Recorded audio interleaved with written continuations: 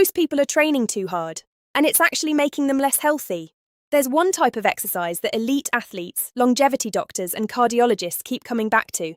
And it's not HIIT, it's not lifting heavy, and it doesn't require you to be exhausted at the end.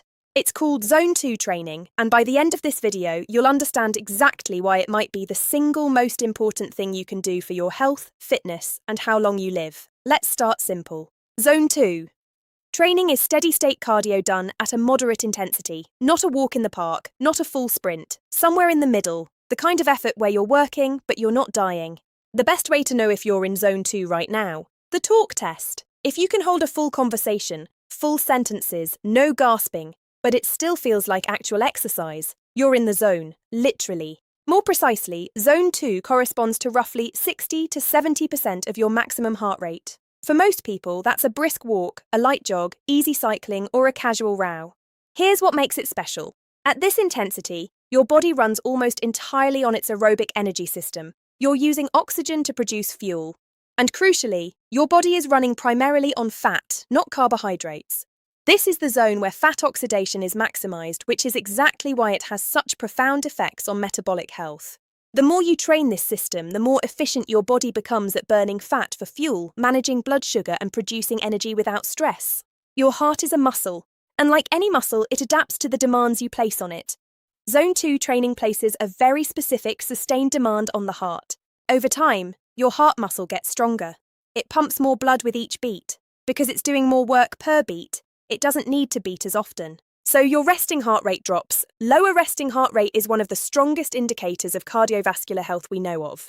Blood pressure improves, arterial stiffness decreases. Even modest levels of Zone 2 training can meaningfully reduce LDL cholesterol and improve blood pressure. The risk of cardiovascular disease, still the #1 killer worldwide, goes down significantly. This isn't theory. This is what decades of research consistently shows. Zone 2 doesn't just train your heart, it rebuilds your muscles from the inside. There are two main types of muscle fiber: fast twitch and slow twitch. Slow twitch fibers are your endurance fibers. They're more efficient, more fatigue resistant, and they run on oxygen. Zone 2 training specifically develops these fibers. As you train in Zone 2, your body starts growing new capillaries, tiny blood vessels that reach deeper into your muscle tissue. More capillaries means your muscles get more oxygen. The result? Muscles that work better, recover faster, and perform longer.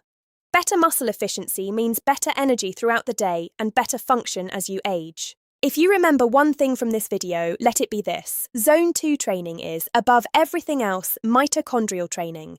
Mitochondria are the power plants of your cells. They take oxygen and nutrients and convert them into ATP, the energy currency your body runs on. Every cell depends on them. Here's the problem. Mitochondrial function declines with age, and poor mitochondrial health is associated with fatigue and metabolic disease.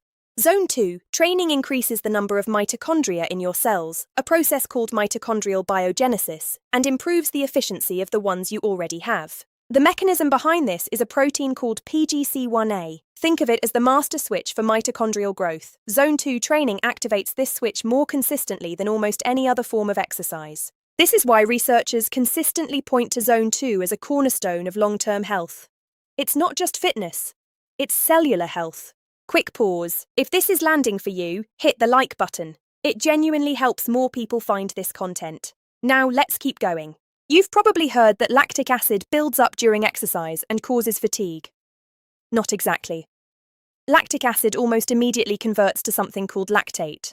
Lactate is not a waste product, it's actually fuel. Your heart preferentially uses lactate as fuel, and your liver can convert it back into glucose. It's a feature, not a bug. At Zone 2 intensity, your body produces lactate at a rate it can still efficiently clear and recycle.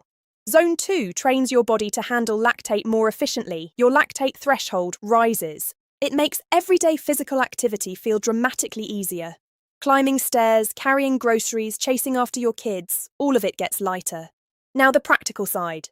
While exercising, try to speak in complete sentences. If you can do it, but it still feels like a genuine workout, you're in Zone 2.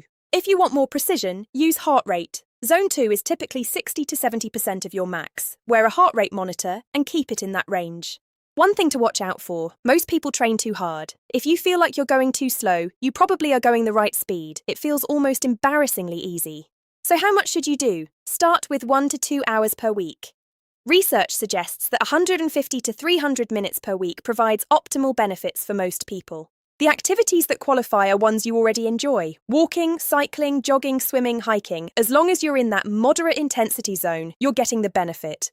One important note: if you're also doing strength training, which you should be, Zone 2 and resistance training work together to improve insulin sensitivity and VO2 max.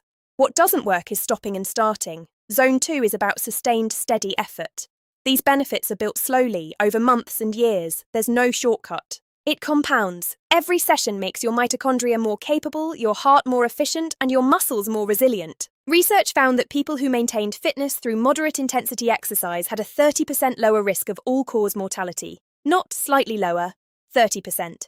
So if you're going to add one thing to your routine, make it this. Go for a walk, get on a bike, find your zone, stay there. If you made it this far, subscribe, because this channel is built for exactly that. Drop a comment below. What's your go-to Zone 2 activity? I read every one. I'll see you in the next one.